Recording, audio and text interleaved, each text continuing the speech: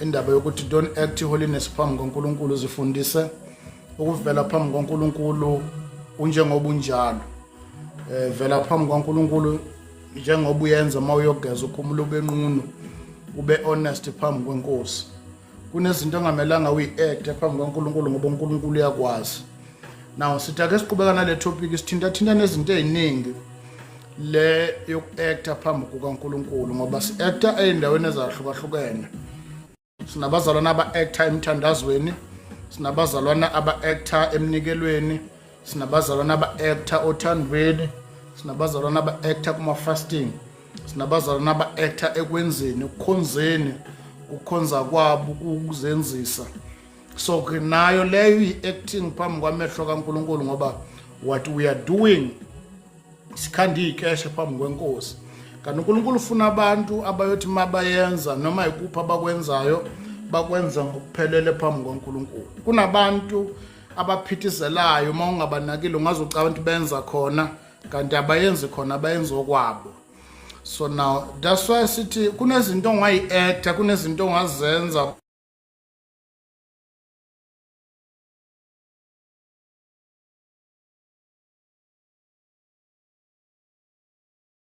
phambi kwabantu, but ekuthandazeni kwakho, ekunikeleni kwakho, ama-fasting awabambayo, ngisho nomshado wakho ukuthi ushadelane. So ke baningi abantu ungaba-actela hayi uNkulunkulu ngoba uNkulunkulu uyakwazi. Last time sikhulume kahle kakhulu ngolwesibili, sikhulume kakhulu concerning ukuvela phambi kaNkulunkulu, uvela njengomuntu ongcwele yethu uyazi ukuthi awukho ngcwele. Namhlanje asisitike kakhulu kule yokwenza, yokukhonza, yokuthandaza, yokuphana, yokuthandana, kodwa ekuyi-acting. Abantu bayi-acta baze bayi-actela noNkulunkulu ezifu uNkulunkulu akazi ukuthi lokho abakwenzayo akusikho. That's why uMpostoli Paul mayefika ekhuluma endabeni yomnikelo ethi abantu abanikelayo abanikele ngoba bethanda ukunikela ngoba uNkulunkulu uyabathanda abantu abesuka uma benikela kusuka ey'nhliziyweni zabo. Uthanda abantu abanjalo. Why? Because uNkulunkulu uyakwazi ukuthi lokho okwenzayo uyakwenza ngoba kusuka enhliziyweni yakho noma ukwenza ngoba wenzela abathile noma ufuna ukunconywa nokubongwa abantu. So ke kulesi sikhathi sethu, esikhathini sikaKristu, esikhathini sikaMoya Ngcwele, uNkulunkulu ufuna abantu abayothi mabenza into bayiyenzisisa futhi imotive yokwenza kwabo iphelele ngoba uNkulunkulu uyayazi ukuthi lokho sikwenza sikwenzelani. Sanibonani? Iloko namhlanje bafethu ngifuna sixoxeni ngako ukuthi singaku-acti ukwenza, singaku-acti ubungcwele, singaku-acti umthandazo, singa-acti ekunikela, singa-acti uthando ngoba uNkulunkulu uNkulunkulu o-check the motive behind. Uyazi ukuthi uthando lwethu siyazenzisa kulona. Uyazi uNkulunkulu ukuthi iminikelo yethu akusiyona iminikelo. uNkulunkulu uyazi ukuthi lama-fasting esiwenza akusona ama-fasting. Uyazi uNkulunkulu ukuthi ukukhonza kwethu asikhonzi khona, sikhonzela abantu nokunconywa abantu nokuthandwa abantu. uNkulunkulu uyazi nokushumela kwethu ukuthi we are not preaching ukuzuza abantu sibazuzele embusweni kaNkulunkulu, sikwenza lokhu for our own benefit. Ma ikhona indawo la khona kungamelanga si-acte khona, uku-actela uNkulunkulu ngoba uNkulunkulu uyasazi. Usazi ngabanye uyawazi amagama ethu, uyazi iy'nhloso zethu, uyazi uthando sinalo, uyazi noku-acta kwethu sithi siyayithanda iy'ngane kanti siyazenzisa. uNkulunkulu uyazi everything. So is the only person esithi masiya kuyena noma senza phambi kwakho senza ngokwethembeka ngoba uyazi the motive behind. Mhlambe isonto lazi ukuthi wayothengana ney'nkomo ney'mbuzi wayobanikelela ngemali, kodwa uNkulunkulu uyakwazi lokuthi what is the purpose behind lezi imali zakho ezikhiphayo. uNkulunkulu uyakwazi ukuthi iminikelo yakho oyinikelayo udinga, ufuna ukunconywa, ufuna ukuthandwa, ufuna ukushunyayelisa, ufuna ukurecognizwa. Mhlambe ibandla likwazi lokho ukuthi uNkulunkulu uyakwazi lokho. So kuma kukhona indawo la khona ungapretenda khona, ungapretenda kubo bonke abantu, hayi uNkulunkulu.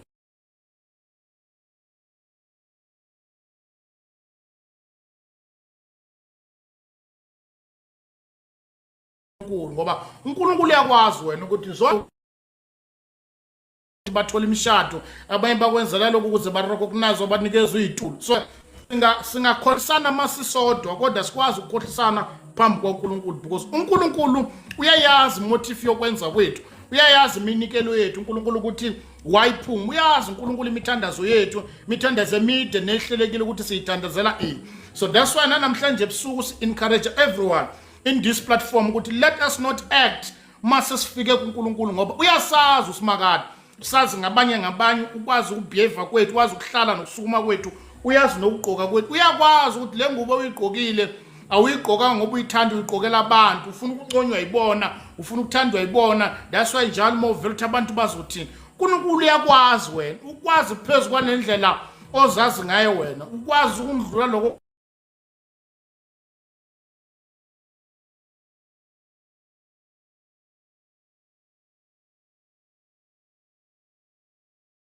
ucabanga. Uyazi uNkulunkulu ukuthi deep down thina ngoba singayazi inhliziyo yakho, kodwa mawufika kuNkulunkulu ufuna uyifundise ukuthi honestly speaking iminikelo yami uNkulunkulu ngiyenza ngokwethembekile ngoba mangiqeda ukunikela ngiyabalisa, mangiqeda ukunikela ngiyacomplaina, this thing ngiyayenza kodwa ayikho enhlizweni nami ngoba deep down uNkulunkulu uyakwazi wena. Kukhona abantu ungaba-actele kodwa hayi uNkulunkulu ngoba uNkulunkulu uyakwazi. Yilokho efuna ukuthi sikuxoxe namhlanje ebusuku ukuthi singa-act phambi kwamehlo kaNkulunkulu, singabu-act ubungcwele, singaku-act ukukhonza, singaku-act imithandazo, singa-act ama-fasting, singa-act iminikelo yethu ngoba uSimakade uyazi and uyena okwazi ukuchecka the motive behind everything. Ngasemthandazweni yethu uyakwazi uNkulunkulu ukukala isisindo somthandazo ophuma enhlizweni eneqiniso, nomuntu othandazela ukunconywa nokuthi hamba poster yonke indawo ukuthi mina ngiyathandaza.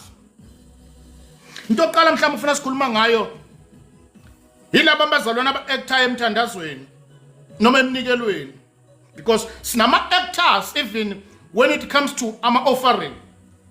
Abantu abagijima nezimali ngoba befuna ukunconywa abanye abantu. That's why sithi thina kunezinto engamelanga uyi-actor, because we have got people aba-act ubungcwele because the only thing that they know ukuthi uma ngingajoli ngaphuzi ngabhemi it means I'm holy.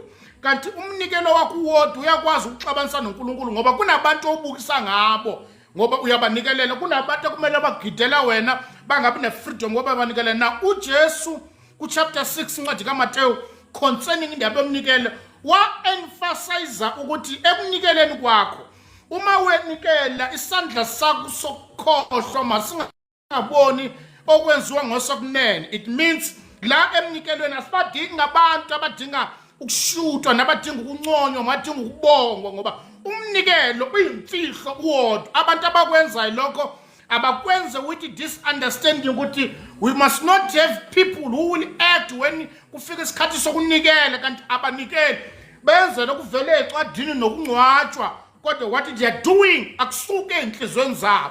So lithi iBhayibheli ke uma ukwenza lokhu ungenzeli ukuthi unconywe, ungenzeli ukuthi uthandwe abantu, noma ungenzeli ukuthi ukhalisa icilongo uma kunabantu abalekelelayo ukuze ubonwe abazalwane ukuthi wena uyanikela, ngoba once wenza njalo lokho kwenzayo akuseyikho. Sinama-actors emnikelweni ungaze ubancome esontweni ukuthi bayanikela kanti they are acting as if like they are giving, because baneyinhloso emveni komnikelo wabo. And umuntu okwaziyo lokho ukuthi awunikeli wena uya-act uSimakade uyakwazi lokho. Thina sakwazi lokho, siyabonga mawulethi imali kodwa uNkulunkulu uyakwazi ukuthi actually lo muntu akanikeli, uyadlisela emantombazaneni, uyadlisela sorry ebandleni, udlisela ukuthi athole izikhundla akanikeli. Uyabazi uNkulunkulu abanikela ngenhliziyo ehlanzekileyo, uyabazi uNkulunkulu abakwenza kusuke ekujuleni kwenhliziyo zabo. Ungakhohlisa bonke abantu kodwa ungakhohlisa uNkulunkulu ngomnikelo wakho. Ucabanga uNkulunkulu akakwazi, akayazi inhloso yokunikela kwakho. Singaku-acta zonke indawo kodwa sikwazi uku-actela uNkulunkulu ngoba uyakwazi ukuhlolisisa ekujuleni kwenhliziyo yakho ukuthi what is the purpose from the beginning ukuze ukwazi ukunikela. Sinama-actors a-actor nasemnikelweni. That's why mangakwenza kabili kathathe engabongwa umuntu uyayeka, ngoba vele inhloso kwasekuqaleni kwakuyikho ukubongwa. Mangasabongwa nguyayeka, unga-actela bonke abantu, ungam-acteli uNkulunkulu uyakwazi. uNkulunkulu uyayazi imali yakho ukuthi uyikhiphelana. Ungam-acteli uSimakade. That's why wakukhuza uJesu kubo bonke abantu abanikelayo ukuthi makunikelwa makungabikho memezelayo ememezelela ukuthi wozani ngizobona. Ukube siyakwazi lokho ukuthi asinabo abantu abafuna ukunconywa nabafuna ukuthandwa ngababekho emabandleni abantu abashutana nabazalwane uma kukhona izinto ababayenzele zona ukuze babongwe yibona abanconywe yibona bevela njengabantu abangama kingdom finance in the kingdom of God. Siyazi-acta zonke izinto, but let us not act phambi kwaNkulunkulu as if like we are giving but we are not giving. Singa-act phambi kukaNkulunkulu. uJesu uthi ekunikeleni kwenu makungabikho obonayo ukuthi niyanikela. Uma uJesu akhuluma ngesandla sokunene ukhuluma ngesitho emzimbeni, masikhuluma ngesitho sikhuluma ngomzalwane. Woyifundise empilweni ukuthi emnikelweni yakho ekunakekeleni kwakho abantu mawungasilona iculo ngoba ufuna ukuvela unikezwe ikhundla esontweni kuthiwa uyayiphatha iminikelo, ngoba nabo befundisi beni bani encourage ukuthi ekumele ngene ezikhundleni aphatha iminikelo ngena kuma committee wonikelayo. Siba categorize kanjani abantu abanikela khona naba actayo? It's only God owaziyo ukuthi abasezikhundleni ngoba bafakwe ngoba bayanikela, they were acting actual bebanganikeli. The reason why uJesu abona lo wesifazane kuthiwa wanikela ngemali yokugcina is because kwakusuka enhlizweni yakhe, akusikhona ubukhulu bemali kodwa it was genuine offering from enhlizweni yakhe. Wakhipha ubest ngoba wakhipha nakho futhi kuphuma enhlizweni emhlophe. Kodwa sinama actors in the kingdom. Umukwazi ukuthi the end of the day we will stand before the Lord and the Lord will judge us according to indlela esenze ngayo. Ngeke umu-actele uNkulunkulu ngemnikelo yakho ngoba uyayazi motive yokunikela kwakho. It's a piece of advice. That's why uma inhliziyo yakho ingavumi ekunikeleni unga-act as if like uyanikela ngoba uyayilahla imali yakho. Uma kukhona abantu ungabakhohlisa wakhohlisa abantu hayi phambi kwaNkulunkulu ngoba uNkulunkulu uyakwazi ukuthi you are not giving. Actually you are buying a position ngemali zakho. Actually you are not giving ngale mali yakho uzama ukudlisela emantombazaneni so mhlazana ushada ukwazi ukuthi amantombazane ekuvumisa ukuthi lo brother uyanikela. That's why nabefundisi bethu they will encourage osisi bethu ukuthi uma uzoshada oyibuka leyo ndoda uthi yanikela yini, ubani lo ukwazi ukubona abantu abanikelayo a genuine offering mongasena uNkulunkulu. Lezi zinto sizenza senza izinto ezivela phambi kwamehla abantu kodwa uNkulunkulu engazi approvile ngoba uNkulunkulu uyakwazi ekujuleni kwenhliziyo zethu ukuthi what we are doing is just an acting. Actela ukunconywa abantu nokushela izandla abantu but deep down einhlizweni zethu akusikhona. Ungam-actela umuntu, ngam-actela umyeni wakho, ngam-actela ingane zakho, ngam-actela abazalwane, kodwa mase sifike ebukhoneni bukaNkulunkulu akusiyona indawo yoku-acta ngoba sikhonza uNkulunkulu obone ekujuleni kwenhliziyo zethu, obone isizathu sokwenza kwethu. uNkulunkulu uyazi wena ukuthi abantu obanakekelayo obanakekeli actually ukhanda indlela yokuba control usimakade ukuphela kwa. That's why uyashesha ukulimala ma labo banakekelayo uma ngathiwa ufuna ukubenza izinto bangafuni uyawuvala umpompi ngoba uthi akafuni ngikwenza ukuthi edliswa yimina ondliwa yimina, ngeke ngiphinde ngimenzele ukuthi vele kwasekuqaleni kwaungasiyona inhloso kwaunganikelile vele. Unga-actela bonke abantu hayi uNkulunkulu. Sinama actors even when it comes to emnikelweni. That's number 1. Number 2, sinama actors uJesu akhuluma ngawo chapter 6 a-acta makufika endaweni zokuthandaza. uNkulunkulu uyawazi umthandazo okusuka enhlizweni ehlanzekileyo. uNkulunkulu uyamazi umuntu othandaza awamina amagama. uJesu uthi bayathemeleza labantu aba-actayo. Ukuthemeleza kuphinda into ongayimini ngoba lento oyithandaza uya-acta. That's why maniphatha ama-microphone ni-acta phambi kwaNkulunkulu uthi baba awazi nawe ukuthi uthini. Ukhuluma nento enganamining ngoba lento yakufuna ukuvela njenge-prayerful man of God, ufuna ukuvela njenge-prayerful woman, ufuna ukuvela njengomuntu ovela e-powerful, kodwa lento ikhulumayo i-useless phambi kukaNkulunkulu. Acta endaweni ezahlukahlukene kodwa uma ufika ebukhoneni bukaNkulunkulu akusona indawo yoku-acta uze u-acta ngisho nomthandazo. Uma uthandaza kuNkulunkulu ngathi uthandaza esithombeni into engaphefumuli ongasho noma yini. Sinabo uJesu wakhuluma ngabo ku chapter 6 athi bayathemeleza uma bethandaza because ekujuleni kwenhliziyo zabo bacabanga ukuthi imithandazo yabo izwakala ngoba bathandaza isikhathi eside. Ilento abayitshela yona ilokho abakwazi ukuthi mangithandaze 4 hours uNkulunkulu uyongizwa. Ungazenzisa yonke indawo uzenzisa amafuna uzenzisa kodwa mase kufika ebukhoneni bikaNkulunkulu iba neqiniso. Umthandazo wakho ube neqiniso. Imine into oyikhulumayo musukuthandaza ngoba kuyathandaza ezweni kuposta imthandazo bizo ukuthi umthandazo.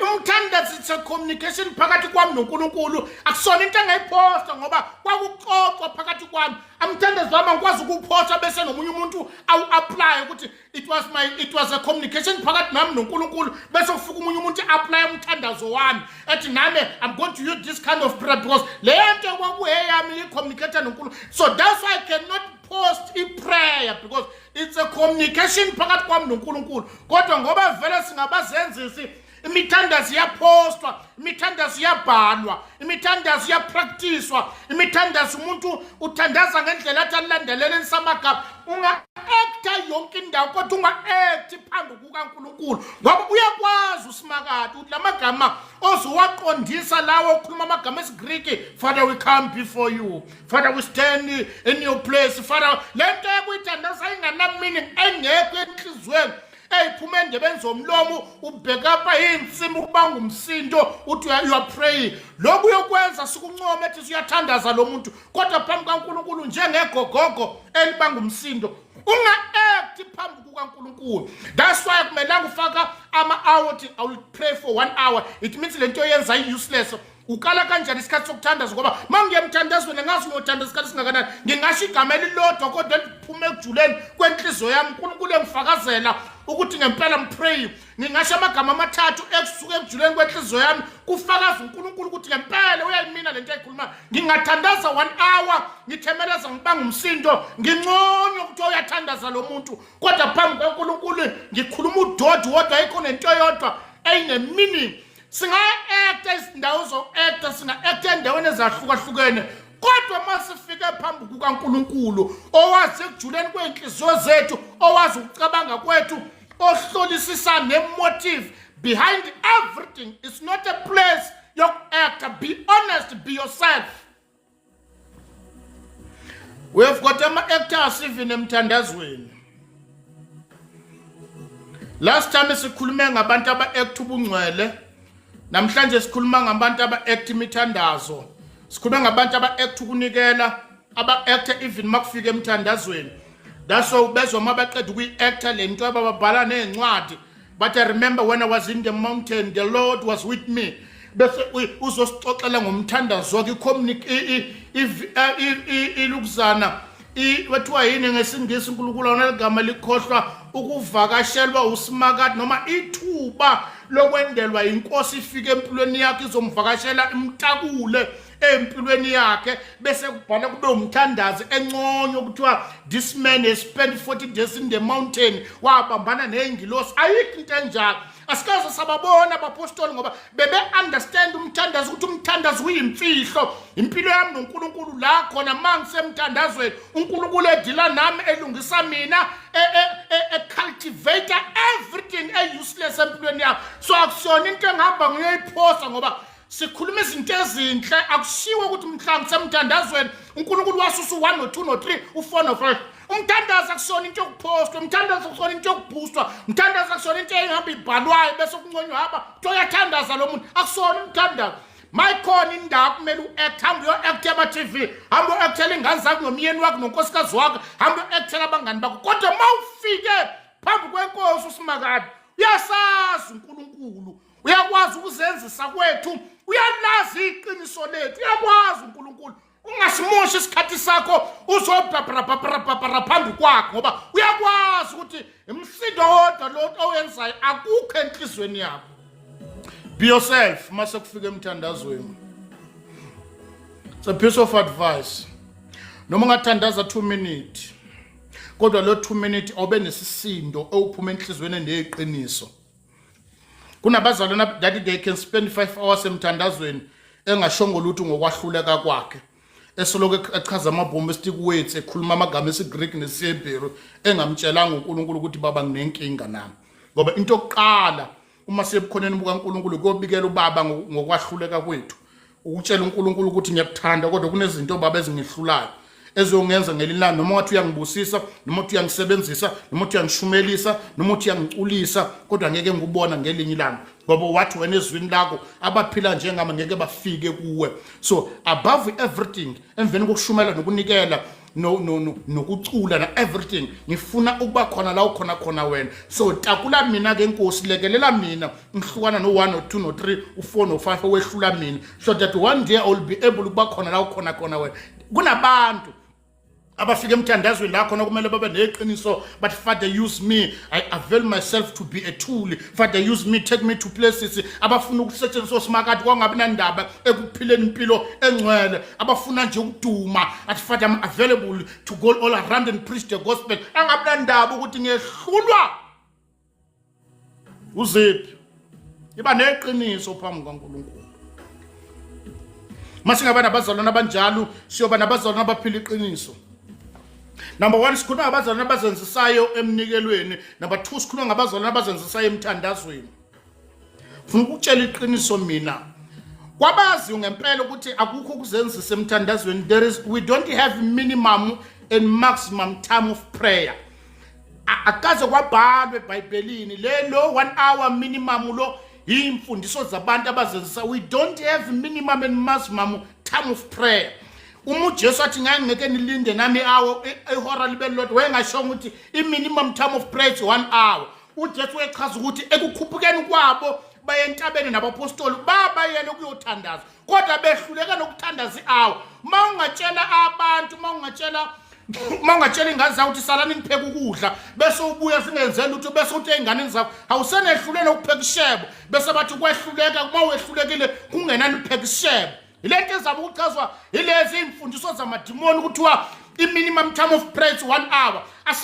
We don't have minimum and maximum time of prayer. Kodwa umuntu nomuntu spend isikhathi emthandazweni njengokwesisindo somoya wakhe ayothulula isikhathi ethulula isikhalo sakhe enkosini. Ngakhuluma 1 hour, ngakhuluma 2 hours, ngakhuluma nakhona wazi kanjani ukuthi uthandaza 1 hour? How do you know that?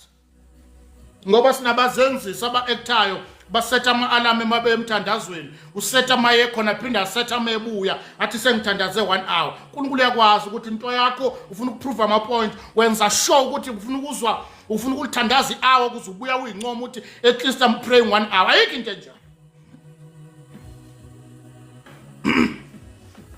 Sinama-actors emthandazweni. uJesu kuchapter 18 ncwadi kaLuka uthi kwakukhona owesifazane wehlupha njalo ummeli othile wemvuka njalo athi ngicela umeli idaba lami ngokwethembeka. Actually from verse number 1 uJesu wabalendisela umfanekiso othi kumele bathandaza njalo. iBhayibheli lithi umzalwane uthandaza njalo. We don't have minimum and maximum time of prayer. Mfana kaNkulunkulu okhule ngokwanele nowaziyo ukuthi ithuba nethu besinalo siyathandaza uthandazo usetoilete.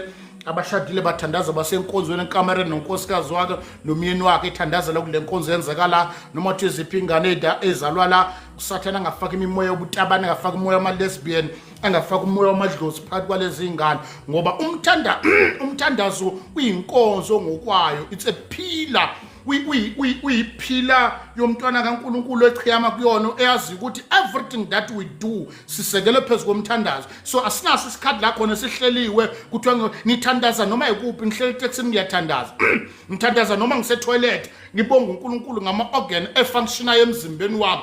uNkulunkulu ngathi ngasusa kamnandi uNkulunkulu ngathi ngabhosha kamnandi. Kukhona abantu abafisa ukubhosha kwenzeki kubona babhosha ngamapipe. uNkulunkulu ngathi ngachama kamnandi akukhona abafisa ukuchama bachama ngamapipe. Umthandazo uyimpilo. Uthandaza noma uhleli kuphi umthandazo uNkulunkulu umbonga ukuthi yakhuluma ubonga amazinyo ubonga umlomo ubonga amehlo ubonga izitho zakho ezifunctiona kahle ngoba umthandazo kuyimpilo. Kodwa abaku-actayo kunezinto abangakaze bazoboyithandaza kuNkulunkulu bekhuluma amagama esiGreek useless phambi kaNkulunkulu. Unga-acti mase ufike enkosini. Nga-acti. Nga-acti, be honest. Iba neqiniso kuNkulunkulu. Siyanicela bafowethu ningahlomekisa laba ama motivational speaker yomthandazo iba neqiniso kuwe. Iqiniso lomthandazo wakho lincike ekujuleni kwenhliziyo yakho neqiniso na. Uthi uJesu laba bantu uma bethandaza bayathemeleza.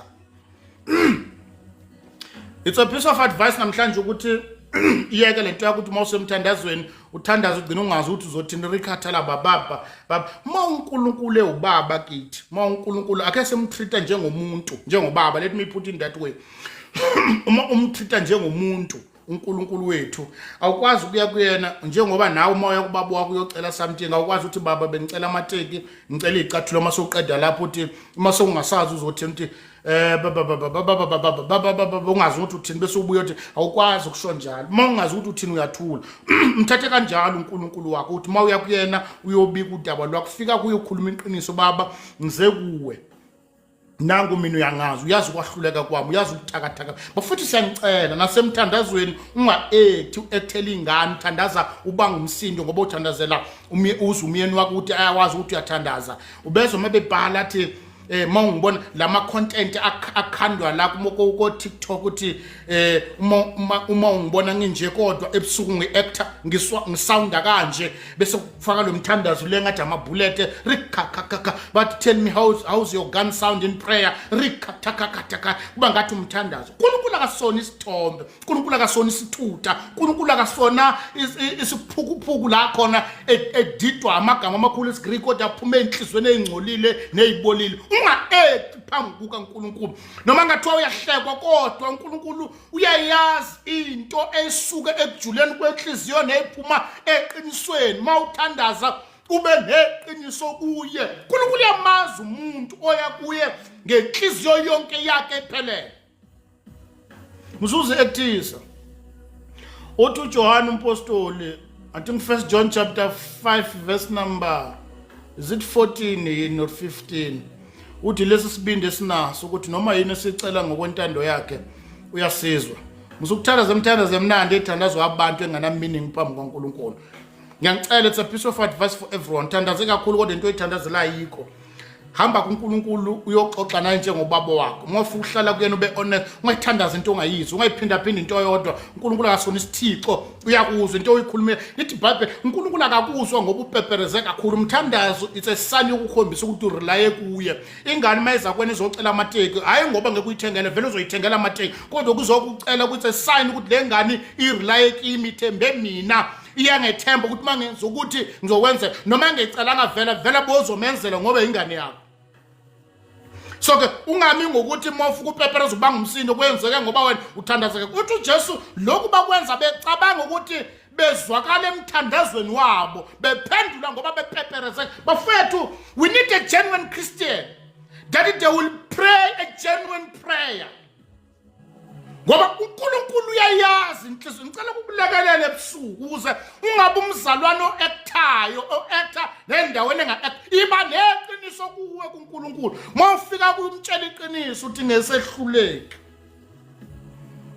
ngambozi iphambeko zakho bese ukhuluma izilimi yazikhohlisa. Uthi uJesu ku chapter 18 incwadi kaLuka I think kuma verse number 9 kwakhona amadoda amabili abaFarisi aye ethempeleni ukuyothandaza. Ngamanye amagama aye endaweni yokuthola usizo. We've got actors even that they are acting even uma sebefika endaweni la khona badinga usizo. Lithi iBhayibheli lamadoda aye endaweni ukuyothandaza. Enye yafika yabhostela uNkulunkulu ngezinto ezinazo. Izinto esenzakala namhlanje ebandleni kaKristu. Sinabazalwana abathi bayafakaza ababhosta ukuthi banani bahlala kuphi. Endaweni yokusizakala bese basitshela ngezimoto ngezindlo nezimoto abahamba ngazo nengane abanazo ukuthi bahlala kuphi kunokuthi botshela uNkulunkulu ukuthi uNkulunkulu I know ukuthi I've got everything but I've got a problem. Ngine pride ngezinto enginazo. Ngiyabona ziyangiqhelisa eduze kwakho. Bafika babhostela thina ngezinto abayiphethe. Uthi uJesu lamadoda amabili mefika endaweni yokuthandaza. Enye yaya izazi ukuthi honestly speaking angikho right mina noNkulunkulu. Lithi iBhayibheli yathi mayifika iguqa phansi yasaba nokuphakamiswa. Hayi kubapriest ayeguqa ngaphambi kwabapriest ayaba abayivezanga ngaphambi kwabazalwane bafika bavela phambi kwaNkulunkulu. Uma beguqa bethandaza enye yasaba nokubheka uNkulunkulu ngoba iza yazi ukuthi ingcole kangakanani yathi ngize ngento yodwa uNkulunkulu namhlanje ebusuku ukuthi ngizocela umusa mina ngisoni enye yasuluka icounty ibusiso endaweni yokuthi ithola usizo yakhawunti ihlobo lomnikelo enikela ngayo yakhawunti ihlobo lomthandazo ezithandazayo yakhawunti ukuthi yona inakekela abampofu yayeka ukuthi noma inakekela abampofu noma ithandaza noma inikele kodwa okusalayo ayikho right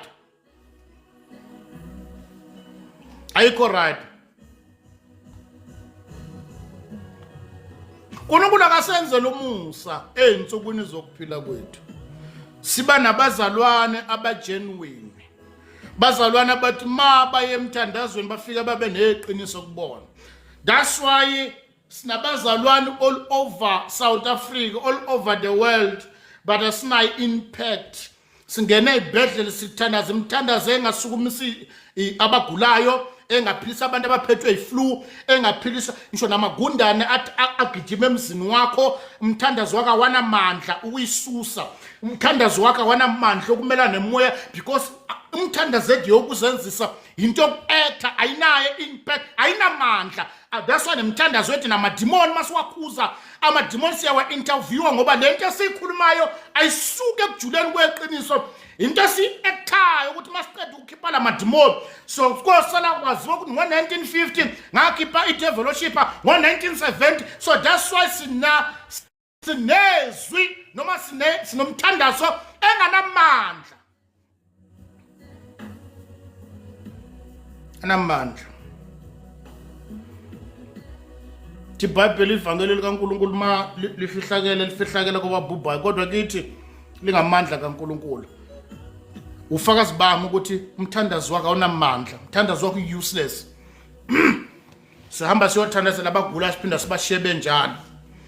Asona isicazululo noma sifike ezibhedlela. Akukho noyedwa ofuna owakhe sathi masingena sithandaza kubonakala amandla kaNkulunkulu. Umpostoli Paul uJesu hamba nabapostoli wakhe wangena emzini kaPetru. Lithi iBhayibheli wafica umkhwa kaPetru egula, Petru umkhuhlane wamthandazela waphila.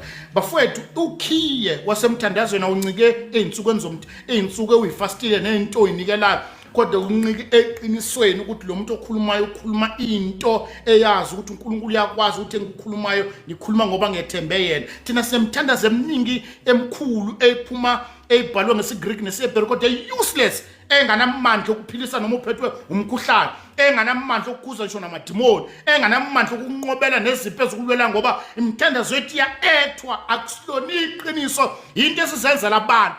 Sinabazalwane abayifake aba-acta nomthandazo owaziwa uNkulunkulu, ngisho namadimoni awayi-obey lento esiyithandaza ngoba iyifake ayisuki endaweni eneqiniso. Makhona indawo ongayi-acta noma yikuphi kodwa unga-acti uma kufike endaweni kaNkulunkulu ngoba uNkulunkulu uyasazi. Yasazi uNkulunkulu. Bazalwane bethu abanamandla befundisi bakhona ba-useless. Why? Because sinemthandazo emide kodwa engam-involve uNkulunkulu, involve amagama ethu namabandla abo. We are praying ukuthi uNkulunkulu akavusa a genuine Christian. Into ephethwe abapostoli abekho abayiphethe namhlanje ngoba siphethe a fake one, e-actwayo nokupruvelana amapoint. Nabazalwane abasuke basilandelela balandela amagama ozwana, abalandelela uNkulunkulu, abafuna usimakade, bafuna amasonto namagama amasonto. We need a genuine Christian abangeke ba-actela amasonto basitshele ngabo ngoba lithi umpostoli Paul uthi nganqume enhliziyweni yami ukuthi ayikho enye into engiyazi ngaphandle kukaJesu ebethele esiphambanweni iba neqiniso phambi kukaNkulunkulu noma sekufika esigabeni sokuthandaza. Umhlaba wonke waguqula abantu abawu-12 bebe neqiniso, bebe nobudlelwano obuhle kanye nenkosi. Umhlaba wonke washintshwa yibona ngoba bebe nobudlelwano, iqiniso, yonke into abebekhuluma yayineqiniso. That's why they didn't advertise imthandazo. Alikho amavesi la khona abapostoli bakhe babhala ukuthi bakhe babamba ama-fasting, bayifihla lezo zinto ngoba ziyimfihlo.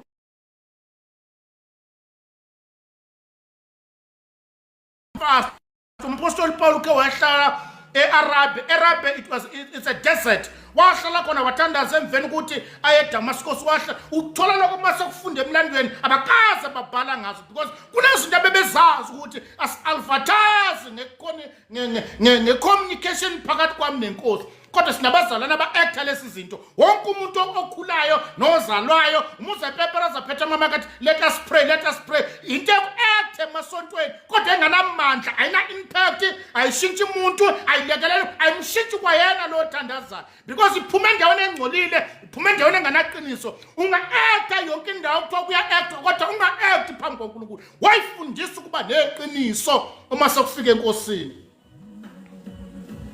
Sibaningi abeshumela ivangeli kodwa linganamandla. Ivangeli lethu ligcina indebeni zomlomo kuphela. Into esazi ngcono ke ama-bombastic words namagama esiGreek kodwa awaphelekezelwa ngamandla. Lithi iBhayibheli encwadini ekaMark, lithi iBhayibheli abapostoli bahambiswa lonke bashumela ivangeli. Inkosi yayibafakazela ngeyibonakaliso nangeyimangaliso ngoba kunendawo la khona we needed to demonstrate amandla kaNkulunkulu kubonakalisa ukuthi asikhonzi sona isithombe. Hayi ukuthi abantu sishumeza abantu ngenxa yibonakaliso kodwa kunendawo la khona uNkulunkulu kumele azeke ukuthi sikhonzi uNkulunkulu namandla, asikhonzi zona ithombe. But sinesizukulwane la manje eyihlulwa ukunqoba inkanuko zenyama kodwa yet they are claiming that they know Christ. Why? Because nabazalwana aba-acta noma sekufike endaweni yokuphila. It's a piece of advice. Sizwa zakithi uyazi ukuthi masturbation imingenhla. Mase ufika kuyena etshela uNkulunkulu yekela lamagama esiGreek nokuthi unconywe isonto kukhala insimbi ugida tshela uNkulunkulu ukuthi ngiyahluleka masturbation imingenhla. uNkulunkulu akanqoba inkanuko zenyama ehlasela umphefumulo wakho. Uyeke uku-actela abantu ngoba uNkulunkulu uyakwazi ukuthi amadimoni ekunqobile. That's why umthandazo wakho una impact ngoba umoya wakho uboshiwe ezweni lokamoya usathana ukubambe ngakho. Nokuthi ube honest uphenduka kuloko ufuna uku-acta lokho ngoba wenzela abantu wenzele yena uNkulunkulu. Deep down your heart you know ukulento uyithandaza wenzela abantu bame ngenyawo bazwa nabo bakhaliswa amadlingozi ngoba kwabona abanayo lento okuthiwa i-discerning spirit babusiswa noma yini. Sifuna abazalwana baba neqiniso, insizwa baba neqiniso usho ukuthi nginenkinga amantombazana makubona izinqa umzimba wami uba nenkinga. Asibeni nabazalwana bathi makuwe emthandazweni kuyobekwa ama-microphone phansi umuntu ayeke uNkulunkulu akhuluma iqiniso. Lento angeke iziyenzeke ngoba sinama-actors, wonke umuntu ufuna ukumemeza ngama-microphone. Ubona akekho umuntu ongathandaza aphethe i-microphone makuthiwa siyene emthandazweni umuntu ubambe ikhona bambe ikhona. Tshela uNkulunkulu ngokwahluleka kwakhe ngoba uma siye endaweni yokuphila safika sa-acta sangakhuluma iqiniso kumnikazi ukuphila siphuma siwesi kunakuqala.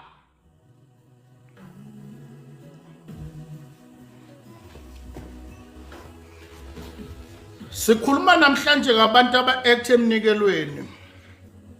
Sikhuluma manje ngabantu aba-acta ngisho nasemthandazweni. That's why babhala iy'ncwadi uma baqeda ukuyothandaza.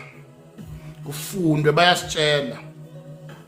Lama 21 days fasting eniwabamba ngoJanuary, it's a part of acting.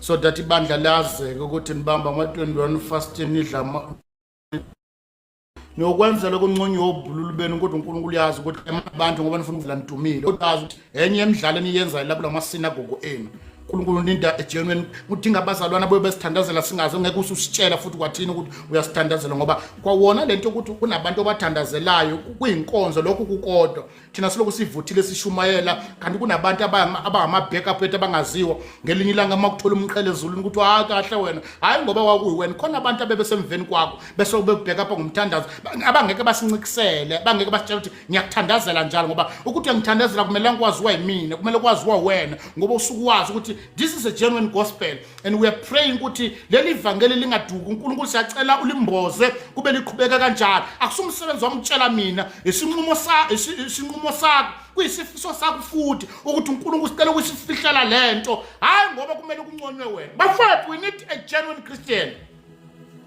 abangeke bakufeka ngisho nalento yomthandazo ngeke kufakelwe imali ngoba uyathandaza. Sinama-actors even in the kingdom of God aba-acta ngisho nasemthandazweni bangaka abantu abathandazela ungakazi bafonela bathi ngiyakuthandazela njalo thandaza uthandazela izwe lakithi ungahamba ubike thandazela ingane bese emthandazweni wakho ukubeka kube umthwalo enhlizweni yakho ukuthi this is my prayer ngeke uhamba ubatshela babikela ukuthi ngamthandazela njengoba sesebenza thandazelwa yimina. That's why nabefundisi benu bayayikhokhisa imithandazo yenu ngoba ayikho umthandazo okhokhelwayo uma mina uthi angikulekelele bese emthandazweni ukhokhela ini kuthiwa for mina ukuthi ngizokuthandaza you must pay ayikho into efana nale yilo ubona khona everything is fake bantu bafeka nomuntu umthandazo ukuthi ngikucelela umusa enkosini ngikulekelele ngikuthwala ngoba umthandazo ukuthwalisana ukuthi ngicela uhambe kanye nami enkosini ubika udaba lwami kanye nami enkosini bese ngithi mina pay. It's a sign ukuthi what we are doing is fake we sikhokhisa nje nomthandazo.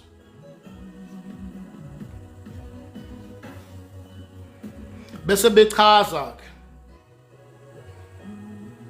bafethu siyacela ebusuku uNkulunkulu akasenzele umusa ensukwini zokuphila kwethu siphile ezizukulwaneni esimagwegwe siphile ezizukulwaneni esi-actor everything ogogo abazala thina bebesithandazela silele sasingezona ukuthi bathini avuka nibambe anifaka izandla emakhanda ethandaza ekhuluma isibuso sophekweni mothi nyaphuma neyekoli unasala thandaza ngemuva ekhuluma abazala abaqotho kusensikade awuthandaza ingane zabo zikhona uthandaza zingekho ingane ukukhuluma iqiniso phambi kaNkulunkulu kusensikade awuthandaza umyeni wakhe ekulalela uthandaza engekho umcebo usho ukuthi ngiyakubona umyeni wami no1 no2 no3 ngicela uNkulunkulu umtakula laba bethu bagudi kakhulu kuyo act esontweni. As a result indlela okuvutha ngayo esontweni akufani ngendlela okuvutha ngayo ekhaya awuvuthi nje mawethu why because ungene lo moya wokuacta phambi kwabantu ungayenzi into phambi kwabantu ekwehlulayo kuyenza uwedwa mawungabhabhazi ngezilimi kanje mawethu ungabhabhazi ngazo esontweni ngoba you are acting unga-acta kuzo zonke indawo hayi ebukoneni benkosi. uNkulunkulu uyakwazi wena. We need a genuine Christian abayoba neqiniso phambi kaNkulunkulu abangeke baqalwa befundisa ukuthi hey this woman is a powerful no akekho umuntu owazi ukuthi who is powerful uNkulunkulu kuphela okwazi ukutshela ukuthi ngiyabazi bonke abantu. Uchapter 1 ncwadi kaUzi lithi iBhayibheli ncwadi kaJob lithi uZi kwakhona indoda igama lakwa kuJob lithi iBhayibheli endoda elungile kusho uNkulunkulu akusho amadoda endawo kongasho abapriest kwasho uNkulunkulu ukuthi bonke abakhonza uNkulunkulu yasazi kuze kube namhlanje uyabaza befundisa abashumayeli izizwe uyabaza basifundisa abashumayeli ukumanipulate abanye abantu uyabaza abafundisi uNkulunkulu abashumayeli udumo nokumanipulate amantombazana esebenzisa ubizo lwakhe ukuthi axhaphaza amantombazana uyasazi uNkulunkulu ngabanye nabanye uyasazi unga-acti phambi kaNkulunkulu. That's number 2. Number 3 sinama-actors actor kuma-fasting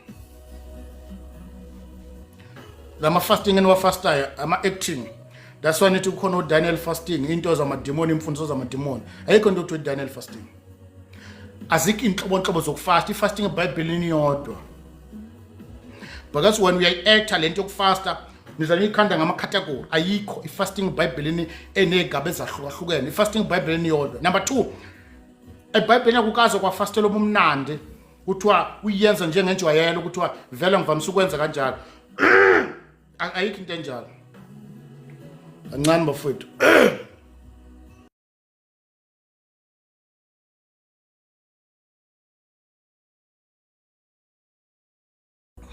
Sanibonani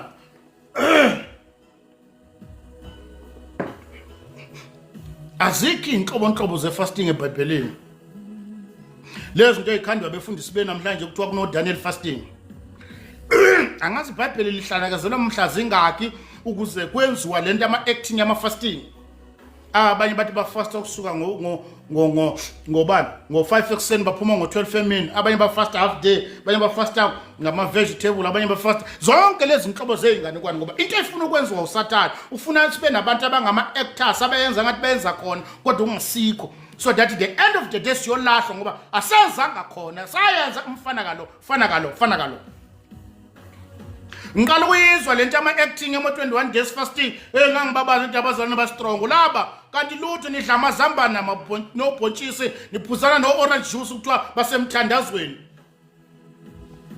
That's why nemthandazo yakhona iya-advertiswa banendlela ukwakhuluma namagama akhona uthi cha Nkosi yami ngisebhandini namhlanje ngisebhandini cha Nkosi yami ngibophile kuze anconye uyathanda nasemsebenzini uyoqhamuka impela ebhoqobeni kubonakala ukuthi semthandeni ngamthinti Nkosi yami ugolaza nokupheka ekhaya kuthiwa cha Nkosi mina ngicela leli phunga kulezi insuku abanye nje lemthandazo yabo ngoba semthandazweni unendlela yokuncisha abantu ukudla thina Nkosi yami ningavakashi kuleli viki emakhaya vami niyazi nje thina njalo enyangeni siyabamba umthandazo kube nabantu ngamelanga bevakashe ngoba ngeke ukupheka ngoba le nto leyo u-actor kuphela makufaste yena kuyolanjwa le ekhaya kungaphekwa amaqanda sifastwa ngenkani omunye uphupha iy'nhlazi ney'nyoka kuthiwa sithandazeni sonke siyathunywa ukuyothandaza eBhayibhelini from Genesis to Revelation umthandazo lento kuthiwa i-fasting akukaze kwaba umdlalo odlalwa abantu uma bebhorekile kwakunesizathu njalo eBhayibhelini kusuka kunesizathu esilindela abantu ukufasting hayi umdlalo nje tihlaliye. That's why lama-acting labo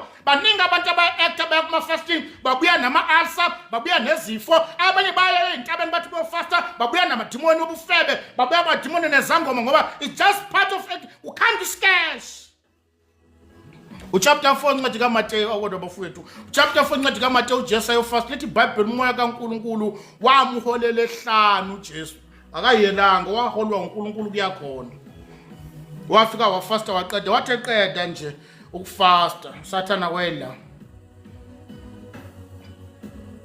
baningi abasababona beyintabeni beyothandaza wabuya nenyoka abanye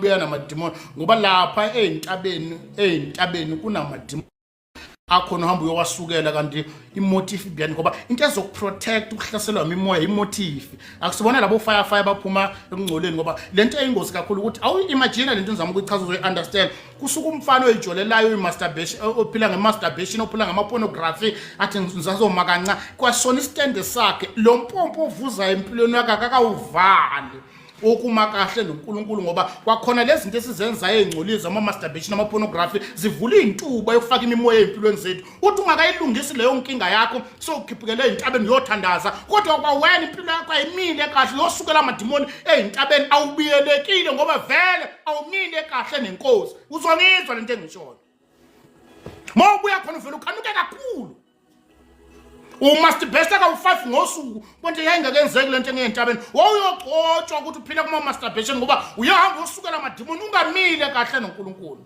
Why? Because le nto yakho kwi-actor wawungayile kuyothandaza ngoba into yokuqala kwamele udile nawe. Sinama-actors nathandazela na-actala ma-fasting kuya-actwa nasemthandazweni nakuma-fasting kuya-actwa bazi cha thina kwazwana Nkosi yami sekuyaziwa ufakazela thina kwazwana Nkosi yami kuyaziwa nje ukuthi siyikhaya elithandazayo Nkosi yami lapha evikini siney'nsuku ey'mbili nje singadli ngazo usitshela ukuthi senzeni uyasi-actela ukuthi sinihloniphe ukuthi kwazwana niney'nsuku ey'mbili enifasta ngazo into zamadimoni akunaNkulunkulu kuleyo nto. Ma usitshela ukuthi kwazona nifasta kabili evikini noma kathathu evikini nithi funa senze njani sinihloniphe ukuthi ni powerful lezi zinto mayifakazwa kube ngathi into enamandla kanti inhloso yokukhomba ukuthi these people baya actela utshela thina ukuthi simncome ngoba phela ufastele thina pho utshela ukuthi thina senze njani.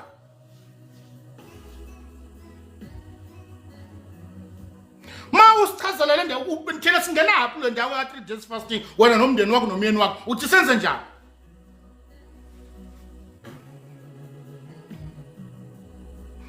We are praying ukuthi abantu aba-actayo bagcine ngoku-actela abangani bakho ba-actela ubhululu bakho uma ufika kuNkulunkulu woyifundisa ukuthi uNkulunkulu uyakwazi.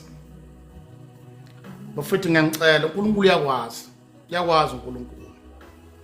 Wena ngendlela o-acta ngayo uyakwazi uku-acta ushaye unkosikazi wakho shayela unkosikazi elithi iBhayibheli ohlukumeza umkakhe ngisho nomthandazo yakhe iyathiwa kuNkulunkulu eqede kumshaya unkosikazi wakhe hamba yobhabhaza phambi kwabantu ubonti ngiphethe i-act elinzima kabi eli-act movie ngoba licabanga ukuthi uNkulunkulu uyisithombe.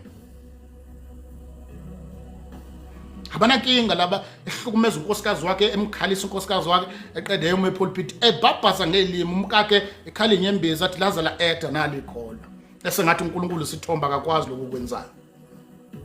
Akekho umzalwane ongathandaza akhala njengawe yazi kahle ukuthi unkosikazi wakho ulimele ngenxa yokwenza kwakho bese ngathi akwenzakale lutho kodwa unesibindi sokwenza lokho ngoba vele uya-acta lento oyithandazayo akukho noma ongcwele okukhuzayo enhlizweni yakho ukuthi ungakwenzi lokho okwenzayo hamba uyoxolisa kumkakho.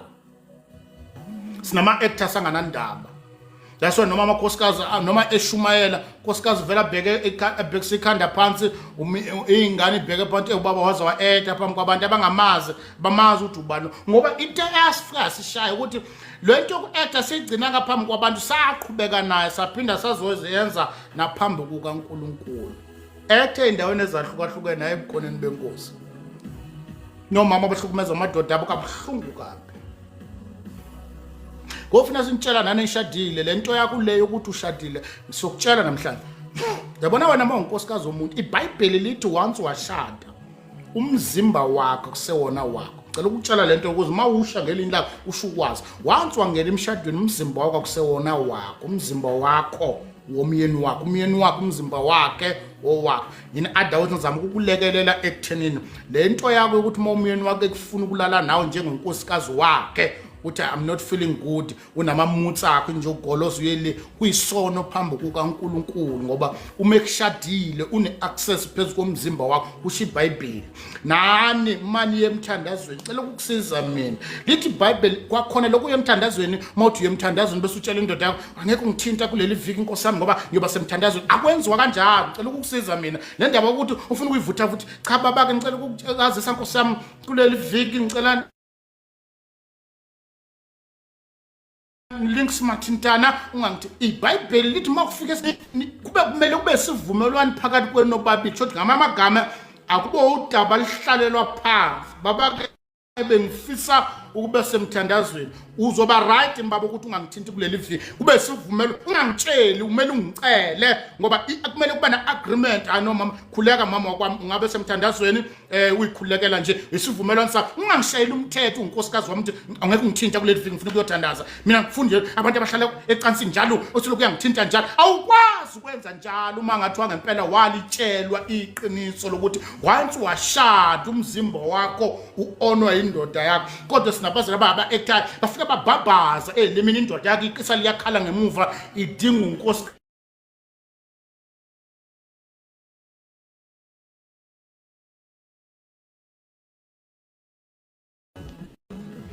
uyobona mhla sifika kuye uthi yonke le msangane kade niyenza le nto engekho ngoba kwazi ushiya indoda yakho ikhala ngemuva efuna unkosikazi wayo uzo-ekta nti cha nkosi ngicela umthe ungangithinti cha ungangithinti ubani othosayo lapho ubani othosayo cha nkosi impela siphambano yalingana thina sisathosike ngoba sokuthandaze ey'nkulu ogabhadiya phela ogandaganda enamastering enamasonda amakhulu seyisemthandazweni singathosike le ndlini ingathi singabiliswa ke kungazwakala amafutha ngoba yena usemthandazweni yonke into ise-acting kuya-actwa kumele kuthuleke le ndlini uma ezothandaza kulele viki ngeke kuthengwe kudla lapho akuthenga into esile ngoba kunabantu abathandazayo this is a part of i-sketch in the body of Christ uma sinabazalwana aba-actor baze ba-actela noNkulunkulu kudla kuyothenga manje sephumile emthandazweni uNkulunkulu yasazi singa-act kuye nga-act abantu abashadile amadoda noma abantu besifazane uma uya emthandazweni uyacela imvumo kumkakho ngiyakulekelela miqiniso lengutshela lona phambi kaNkulunkulu mengafuna kwazi ukuya emthandazweni ethi udinga unkosikazi wakhe iBhayibheli lithi kumele nivumelane umyeni wakhe akukhulula ethi hamba uthandaza mama unkosikazi wakhe akukhulula that's why sinilekelela ukuthi ningawashada ama-dry bone ngoba uyothi uthi kula soloko kukulinga ukuthi uthi uyathandaza uqhamuka kufaka iphenti ukujika kuyalo uthi bona akodwa nkosi yami semthandazweni mthandazweni thini kanti uNkulunkulu akazi yena angithi wadala wangenza kumele ukuthi ukuthi le vampire lena awunaplan kuyakudinga le platform abantwana bakaNkulunkulu abasindisiwe okhona nangakholwa siyathemba ungenele ukuzofunda asingabi nabo abantu aba-actayo embusweni kaNkulunkulu singabi nabo eba neqiniso phambi kwenkosi masiya kuye size sibe neqiniso nakuma-fasting awube neqiniso uma uya ku-fasting uyazi ukuthi Nkosi ngicela ukukulekelela ifasting njalo eBhayibhelini njalo ma uthola la khona kukhona ifasting hamba uyostudisha njalo la kukhona khona ifasting kusuka kunesimo esithile ngoba into yokuqala esinayithulusa sinalo lokuqala thina umthandazo bese kuba lesi simo siyaphuthuma sidinga umthandazo akufastele ubumnandi abaningi beni bayagula baguliswa lama fasting ngoba ngisuka ngafastele noNkulunkulu nokukhanda kube isiko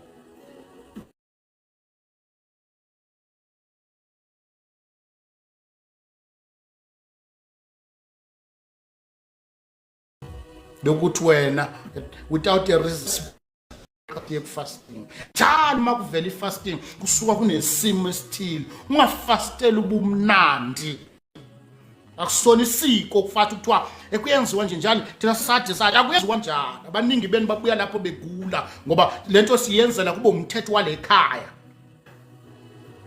iBhayibheli wafasta uDavid egulelwa ingane iBhayibheli wagqoka ingubo zamasaka iBhayibheli wahlala emlotheni kwakuyisayini okuyithoba uthandazela ingane yakho ukuthi izophila iBhayibheli esishonile ingane wathi ngicela ukudla ngiphuma kule ndaba yokuthandaza sekubhedile vele sinama actors our actor ngasemthandazweni I'm not encouraging you ukuthi yekela ukufasta but ngithi mina have a right motive ekulidela kufasting ungafastele bomnandi nanomthetho yasemasontweni endamasynagogue akubeka as acting system la khona wonke umuntu ayincoma athi cha kodwa kwakungehlula ukufasta makukehlula kuyeka cela uNkulunkulu akwenzele umusa ngoba ungami actele uNkulunkulu uyakwazi ukuthi awufastile wona uyabalisa uzosifakazela kuyangehlula ukufasta manje usitshela ukuthi senze njani makwehlula tshela umnikazi wawo lo phela ofastelele wayutshela athi kuyakwehlula ukufasta ufuna senze njani sanibona singa actor endaweni ezahlukahlukene nganza kwethu singa actor kunoma indawo yiphi unga actor kuyona kodwa unga act phambi kaNkulunkulu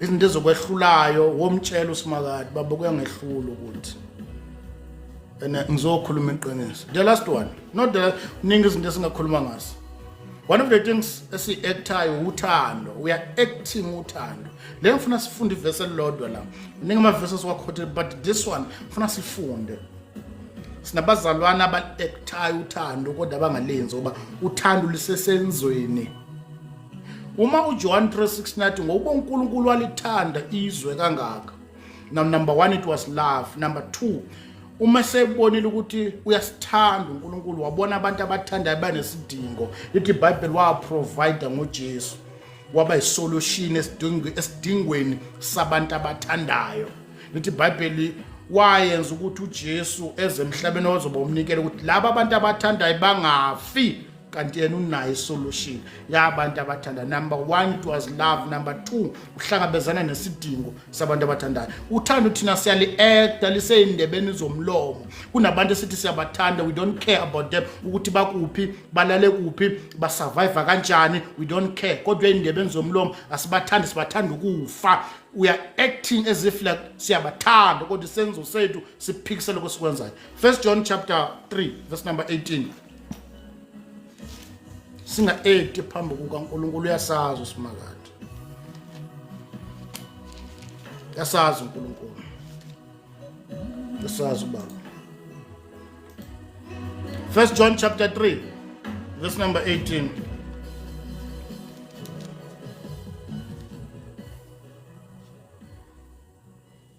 1 John chapter 3 sanibonani bafethu le platform abantwana bakaNkulunkulu abasingisile sanibona khona sekhona 1 John chapter 3 verse number 18 sanibona yamethemba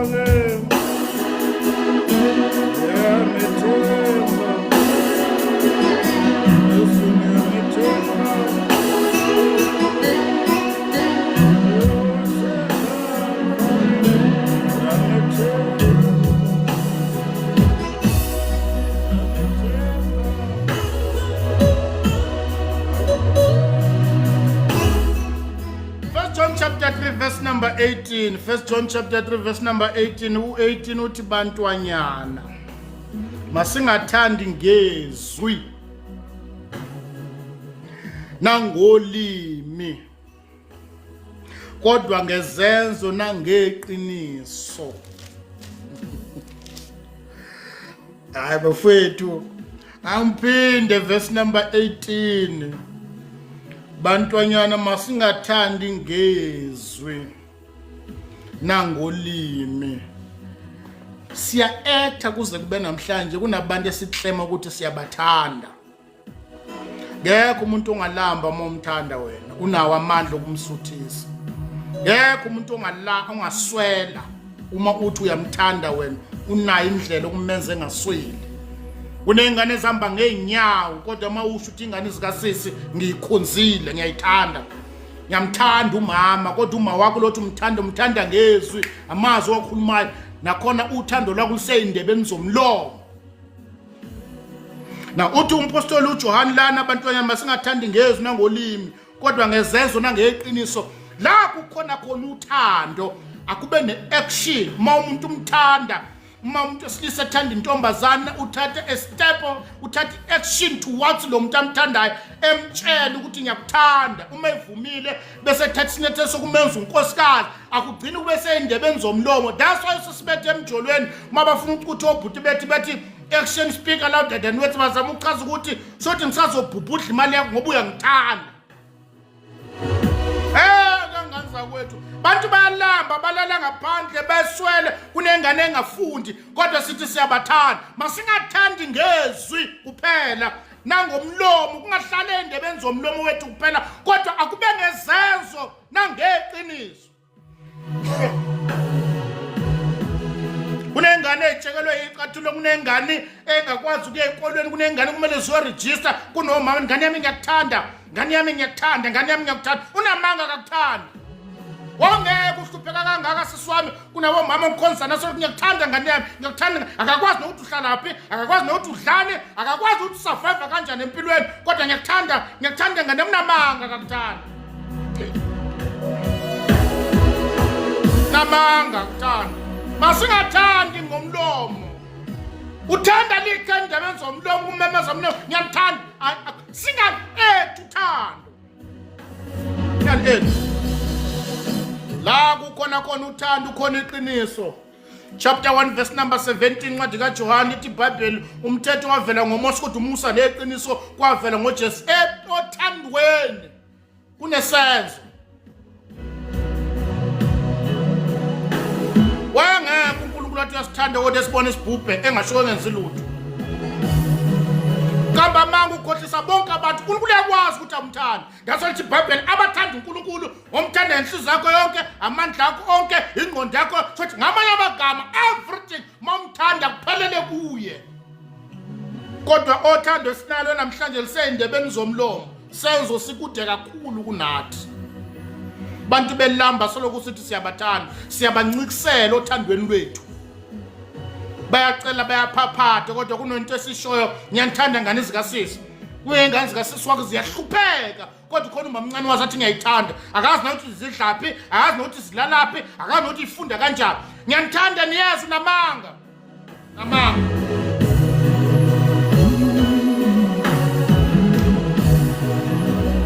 Next time moba phone robatshela ukuthi ngiyazenzisa ukuthi ngiyathanda niyazwa abathanda.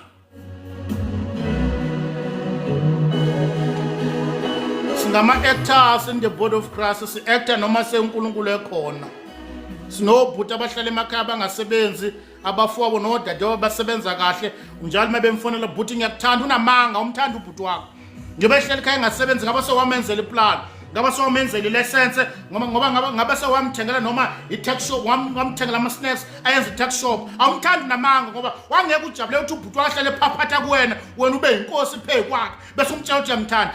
Uthanda lukho lento idebe zomlomo, umthengela ubhiya, ujabule ukuthi umthengela ubhiya kodwa ehlale ephaphatha kuwena bese uthi uyamthanda. Unamanga ngoba othandweni kumele kube khona isenzo neqiniso. Yenzela iqiniso ubhuti wakho, yenzela iqiniso usisi wakho. Yini kube likhulu ukuthi ungamenza isilicense? Yini inkinga lokho? Ingoba uthi awumthandi kodwa motshela abantu ngiyakuthanda bhuti unamanga. Unga-acta yonke indawo, unga-acta kuyona kodwa unga-acti phambi koNkulunkulu, unga-acti phambi kwenkosi. Othandweni sinama-actors, unga-acti ngathi ungcwele phambi koNkulunkulu. uNkulunkulu uyakwazi ukuthi uthando lwakho aliphelele, linembuzo. Kunabantu abehlupheka kanti unamandla. Kunomuntu wakhala kanye nawe ufaka amamiliyoni ebhenki uyofaka washiya ingane zasalibhubhudla thengana notshwala. kodwa athi ngiyakuthanda. Baningi abasifonela athi ngiyakuthanda, uyezwa ngiyakuthanda, unamanga lo akangithandi lo. Uthanda alikhulunywe endebeni zomlomo, lisesenzwe. Kuthiwa ke akube khona isenzo neqiniso. Uma umuntu umthanda uyamkhuza. The reason why sikutshela ukuthi yazi 1 or 2 no 3 correct ngoba la kukhona uthando, khona iqiniso. Ayikho ingane engabe ibhabhalalela nabafana ungasholo ukuthi ngoba uyayithanda. Uzala ingane etapisa izandla, ilengisa izandla ngathi itabane, awusholo ukuthi ngoba uyayithanda. Ngiyakuthanda boy, angifuna uboy hluphe kunamanga umthanda. Othandweni kuneqiniso. Lithi iBhayibheli obathandayo uNkulunkulu uyabayala. That's why iningi losisi bethu bangafuna ukushada nabantu ababathandayo ngoba umuntu wesilisa okuthandayo uzokukhuza, uzokudisciplina, uzokutshela ukuthi ungakwenza ukuthi hlukana nabantu. Umuntu okuthandayo lo. Lezi iwembu zabafana enithandana nazo zithi ku right love, ayinandaba ukuthi ugqoke kanjani noma ngathi ufaka ikete eveza ngathi nesefe eveza amaphenti uveza akanankinga vele alukho uthanda ukuyena. Umuntu okuthandayo uneqiniso zokutshela ukuthi awugqokile kahle. Akukho endebeni zomlomo.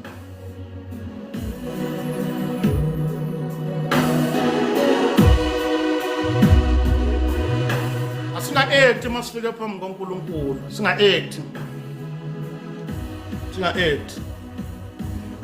Ba-act yonke indawo kodwa uNkulunkulu kumele act uthando kubantu. Ngaba-acteli u-actela, unga-act ngamane uyeke thula.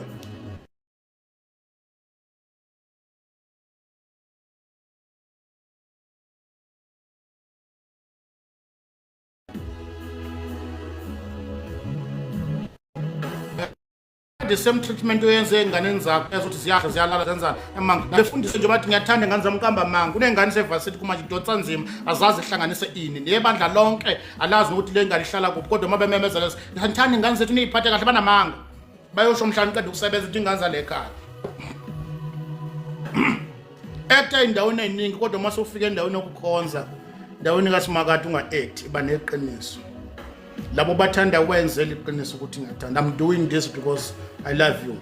Apostle Paul echaza indaba kaJesu athi ngo chapter 5 verse number 19 if I'm not mistaken uthi Apostle Paul uNkulunkulu wabonakalisa ukusithanda kwakhe ukuthi sisaseyizoni uKristu wasifela. uKristu esithanda weza sasemanyaleni. Wafika wafunga akaphendukweni usathanda amadoda usamasturbate usadlala olukuzana usadlala lezi zinto lezi lama toys benosisi bethu. uKristu wafika wafu sakhonza izithombe. Lithi iBhayibheli wabonakalisa ukusithanda kwakhe weza sasenjalo.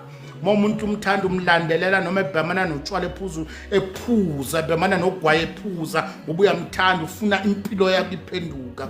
La kukhona uthando khona isinyathelo. Lithi iBhayibheli uthando lusibekela inqwaba yezona. Ama-divorce angaka adalwa abantu abathi bathandana kanti banamanga abangakwazi ukubekezelelana ngoba uma umuntu umthande kunezinto okwazi ukuyibekezelela empilweni ngenhloso ukuthi ngene la Nkosi yomenzela umusa. The reason kunama-divorce angaka is because kuhlangana abantu abathi bathandana kanti baqamba amanga kanti la kukhona uthando khona iqiniso khona nokubekezela. Uma umuntu umthanda kunezono ezifihlekayo because of love. Sanibona.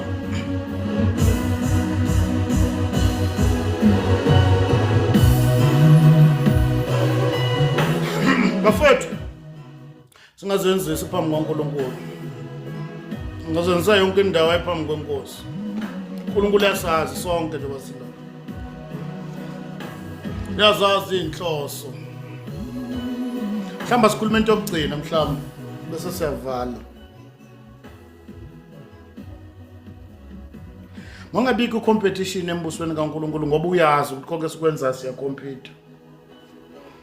uNkulunkulu uyazi ukuthi siya compete. The reason why namhlanje sino life yabahlukahlukene is because everyone want to ufuna ukuprove a point ukuthi I can do better than uZwana. NoZwana athi I can do better than umfethu umthokozisi naye athi I can do better than umfundisi uZikalana. uZikalana athi this competition in the body of Christ. Ukwahlukana kuveli kuNkulunkulu. Fundeni verse lokugcina bese siyaqedile bafethu. Philip chapter 2, one of my favorite verse. Philip chapter 2 verse number 3. Singazenzisi phambi kaNkulunkulu yasazi. Nabantu abazenzisayo la sengathi baqala amabandla kanti beyocompete. Yawazi uNkulunkulu ukuthi what is the reason yalelo bandla lelo gogogo lakho liqalile uzocompete ngalo.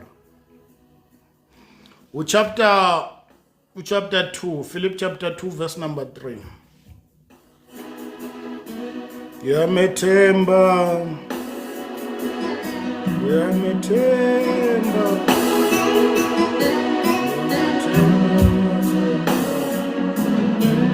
Philip chapter 2 verse number 3.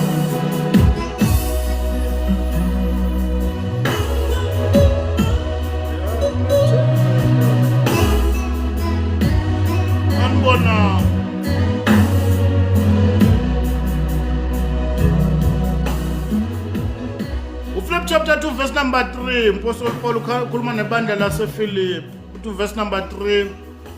Ningenzi lutho ngombango. Ningenzi lutho ngombango. Sikwazi ukubanga ukucula. Bafethu singazenzisi phambi kaNkulunkulu. Ningenzi lutho ngombango. Sikwazi ukubanga ukucula. Sikwazi ukubanga ukushumayela. Asikwazi ukubanga amaposition. Masake safika ebukhoneni bukaNkulunkulu. Ningenzi lutho ngombango. Apostle Paul ningenzi lutho ngombango nangodumo lwezwe. Ningakwenzi lokho enikwenzayo ngoba manje nifuna ukudunyiswa. Nifuna ukubongwa abantu. Izinto esizenzayo namhlanje that's why izwe lisebandleni likaKristu ngoba sifuna ukwenza ukuthi sithole udumo ezweni. Si-accommodate nezinto engamelanga ngaba siyayivumela emzimbeni kaKristu ngoba sifuna ukwamukeleka ezweni, sibongwe, sinconywe yizwe. Ningenzi lutho ngombango nangodumo lwezwe, kepha ngokuthobeka nishayise ngathi abanye bakhulu kunani. Ayikho into emnandi njengokuthi sibe nabazalwane abanomqondo wokuthi just imagine uma mina nawe singacompete bese wena iBhayibheli shayanisa ngathi abanye bakhulu kunani. Just imagine mina nawe sinomqondo ofanayo othi mangikuza ushumayela into ikodwa uyashumayela nangu umfoka bani ngisho wena lo muntu lo lo muntu kunendlela achaza ngayo. Kusho mina ngisho ukuwe kanti nawe ungibuka ngaleyo ndlela. Ubona mina mangikubuka ngibona ngathi iyangifika kule ndoda le muntu lo unendlela achaza ngayo kanti nawe mawubuka mina ungibuka ngaleyo ndlela ngiyashumayela kodwa le ndoda kunendlela eyibeka ngayo. Imagine labantu ababili abanomqondo ofanayo ukuthi bona yena emncane kunalo kanti nalo uyibona emncane kunalo. Imagine abantu abaculayo, lo ebuka lo emuzwa ma ecula ngiyacula kodwa lo muntu ne voice yakhe man oculela phezulu lo muntu uculela phansi kodwa le voice yakhe. Lo oculela phansi umzothi lo muntu lo ukwalisa voice yakhe. Imagine kunabantu abahlangene banalomqondo ukuthi mayibuka omunye embona loyo engcono kunaye. Lithi iBhayibheli shayanise ngathi abanye bakhulu kunani. Just imagine sonke sinalo mqondo singavele singcono kunabo bonke abantu kodwa umuntu nomuntu evele abone omunye umuntu engcono kunaye. Singakhonza inkosi kamnandi ngoba ingekho competition ngoba njalo ngibona omunye ngathi ushumela ngcono kunami. Uma ngathi ubani ozushumela emqondweni wami ngicabanga ukuthi hayi akushumele kanti naye ucabanga mina. Sihloniphana sonke ngoba akekho vele engcono kunomunye. Asibene neqiniso phambi kukaNkulunkulu.